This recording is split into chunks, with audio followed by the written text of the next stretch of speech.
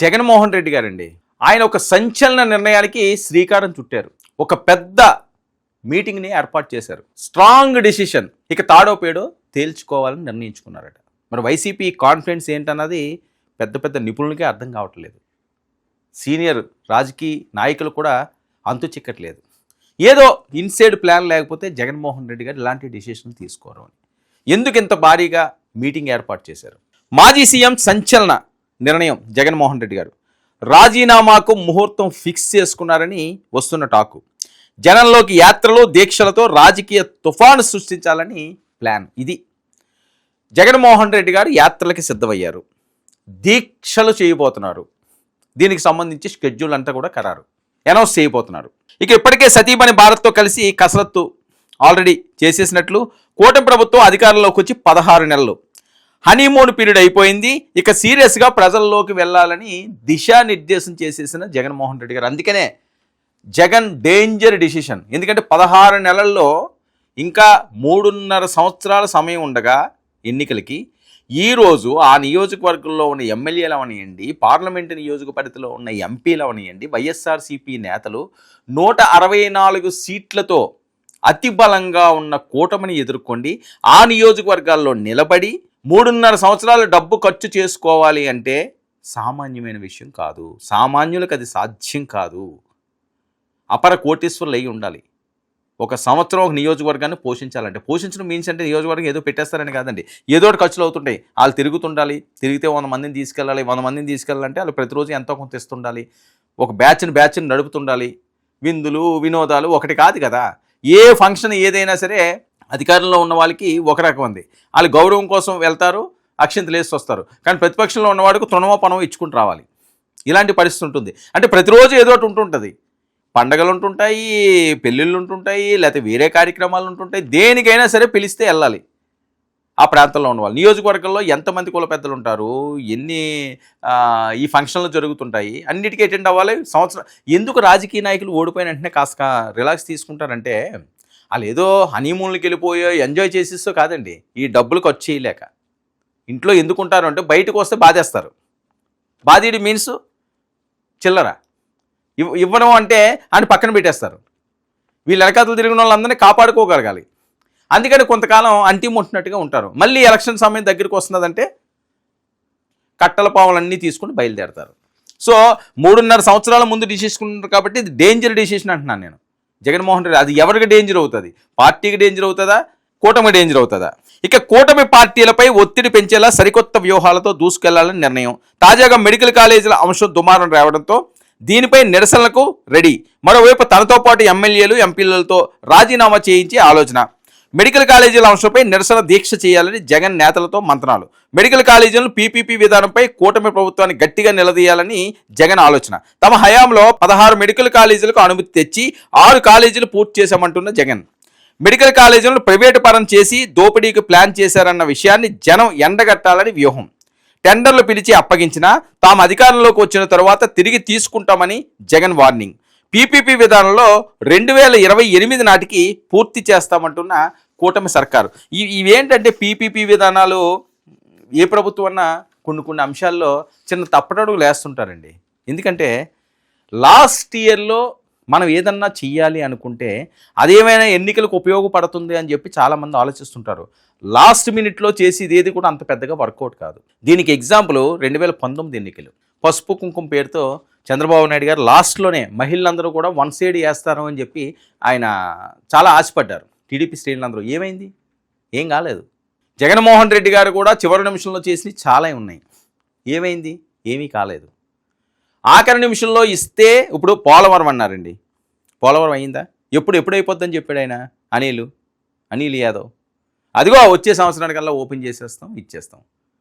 బిల్డింగ్లు, రాజధాని షిఫ్టింగ్లు ఎన్నెన్ని మాటలు ఇచ్చారు. ఏమన్నా అయిందా? అవ్వలేదు. ఇప్పుడు కూడా 29 ఎలక్షన్లు ఎప్పుడు వస్తాయో తెలియదు. 28 ఎండింగ్కి వస్తాయా, 29 స్టార్టింగ్లో వచ్చేస్తాయా? సో ఇలాంటి టైంలో 28కి మేము ఇది పీపీపీ పద్ధతిలో క్లోజ్ చేస్తాము అంటే ఇబ్బందికర పరిస్థితి. అది నిలబడతా. అది చేయలేరు అనుకోండి, అదే అస్త్రంగా మారుతుంది. వైఎస్ఆర్సీపీ కావాలండి, అపోజిషన్లో ఎవరున్నా సరే. మరి ఈ విధానాలు ఎందుకు తీసుకువస్తారో, ఇందులో ఉన్న వాస్తవాలు ఏంటనేది ప్రజలకు చెప్పాల్సిన అవసరం ఉంది. వీళ్ళు దీన్ని అస్త్రంగా మలుచుకుంటున్నారంటే ఏదో ఉంది ఇందులోని, లేకపోతే ఎందుకు వెళ్తారు వాళ్ళు జనాల్లోకి? సో ఏదో కార్యక్రమం కావాలి కాబట్టి దీని మీద దీక్షలు చేయడానికి జగన్మోహన్ రెడ్డి గారు చూస్తున్నారు. 2028 అంటే టూ లాంగ్ అయిపోద్ది. మరి అప్పటికి మెడికల్ కాలేజ్ కానీ ముందస్తు కానీ తీసుకురాలేకపోతే అది కొద్దిగా నెగిటివ్ అవుతుంది.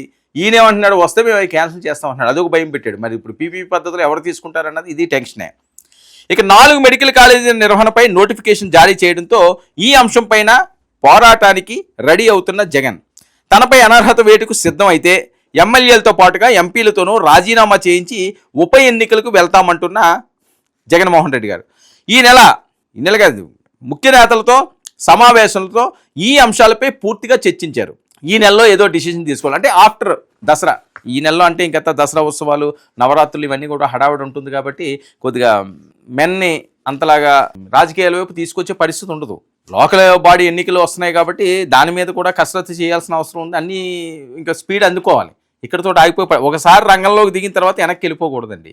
రాజకీయ నాయకులు అవనియండి, లేకపోతే ఏ క్రీడ అవనియండి, ఎవరేవనియండి, ప్రయాణం బయలుదేరి మన డెస్టినేషన్ ఏది అనుకున్నావంటే మొదలు పెట్టకు. నువ్వు ప్రయాణాన్ని మొదలు పెడితే అక్కడికి వెళ్ళిందాక ఆక్కు. నువ్వు ఇన్ టైంకి వెళ్తావా, రాంగ్ టైంకి వెళ్తావా, అది తర్వాత విషయం. లేట్గా వెళ్తావా, నువ్వు ఇన్ టైంకి వెళ్తే సక్సెస్ అవుతావు, లేట్గా వెళ్తే నెక్స్ట్ టైం ట్రై చేసుకుంటావు. రాజకీయాలు కూడా అదే పరిస్థితి. ఒకసారి రోడ్ల మీదకి వచ్చి దీక్షలు మొదలుపెట్టి అడావడి చేసిన తర్వాత వెనక్కి తగ్గకూడదు. చంద్రబాబు నాయుడు గారు చేసిన పని అది. ఆయన ఒకసారి రోడ్డు ఎక్కాడంటే ఇంకా ఆయన ఆగడం. ఏ సమస్య వచ్చినా సరే రోడ్డు మీద ఉంటుంటాడు ఆయన. సో వాళ్ళకి రాజకీయాలన్నీ కూడా వాళ్ళకి కొట్టిన పిండి. ఆ రకంగానే ఉండాల్సిన అవసరం ఉంది. మరి ఈయన ఇంత ఎర్లీగా స్టార్ట్ చేసేస్తున్నట్టు ఈయన కూడా ఇంకా రోడ్డు వదలడని. ఇక ముఖ్య నేతలతో సమావేశంలో దీనిపై ఒక నిర్ణయాన్ని కూడా తీసుకున్నారు. రాజీనామాలు చివరి హస్తం. ప్రస్తుతం మెడికల్ కాలేజీ ప్రైవేటు పరంపై నిరసనలు చేద్దామంటూ పార్టీ నేతలు సూచనలు.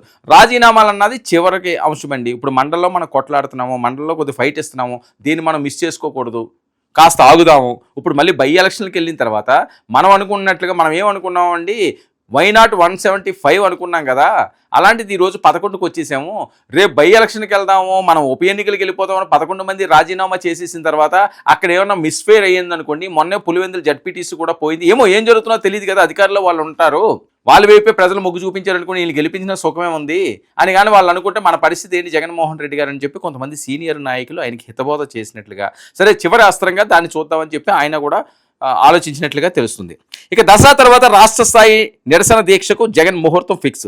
ఈ సమావేశంలో నేతలందరితో చర్చించిన జగన్మోహన్ రెడ్డి గారు ఇక నంద్యాల లేదా విజయవాడ కేంద్రంగా నిరాహార దీక్ష చేయాలని జగన్మోహన్ రెడ్డి గారు ఆ ప్లేస్లు కూడా కన్ఫర్మ్ చేసుకున్నారట. విజయవాడ కానీ నంద్యాల కానీ నిరసన దీక్ష, నిరాహార దీక్ష. నిరసనలో ఒక పక్క నిరాహార దీక్ష చేయడానికి కూడా జగన్మోహన్ రెడ్డి గారు వస్తున్నారు అంటే ఒక్కసారిగా ఆంధ్రప్రదేశ్ రాజకీయాలు బగ్గున మండుతున్నట్టే.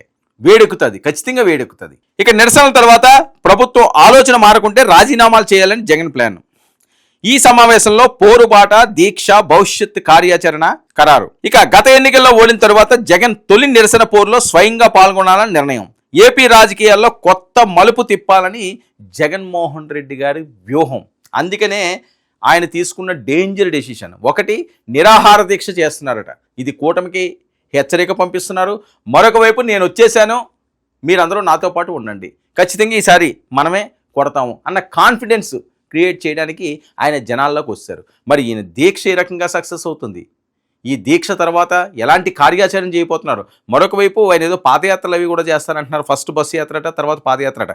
పాదయాత్ర, బస్సు యాత్రలు కానీ మొదలు పెడితే రోజులు గడిచిపోతాయి. ఎందుకంటే అందరికీ జరిగింది అదే. ఎందుకంటే 100 రోజులు నడుస్తుంటారు కాబట్టి, 100 రోజులు ప్రచారం అవుతుంటుంది కాబట్టి జనాల్లోని ఆ రకంగా వర్కౌట్ అయిపోతుంది. ఎలక్షన్ వైకి వెళ్ళిపోతారు. ఇంకా మిగతా అంశాలు ఎలా ఉన్నాయన్నది మిగతా వాళ్ళు చూసుకుంటారు. నియోజకవర్గాలన్నీ కొద్దిగా యాక్టివ్ అయిపోతాయి. సో అలా యాక్టివ్ చేయడానికి నిరాహార దీక్షతో పిలిపిస్తున్న జగన్మోహన్ రెడ్డి గారు.